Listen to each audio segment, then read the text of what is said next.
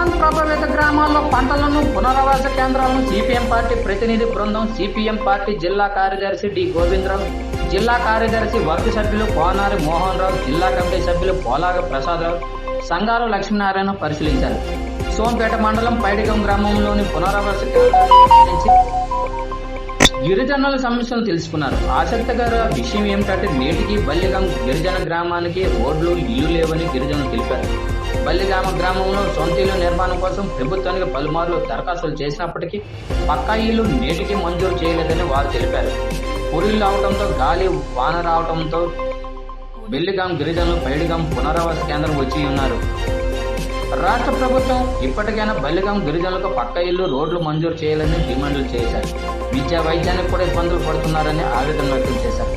రాష్ట్ర ప్రభుత్వం వెంటనే గిరిజన సమస్యలు పరిష్కరించాలని, అదేవిధంగా జిల్లాలో ఐటీడీఏ ఏర్పాటు చేయాలని డిమాండ్ చేశారు. ఈ కార్యక్రమంలో సౌర జయరాం, సౌర బైలోడు తదితరులు పాల్గొన్నారు.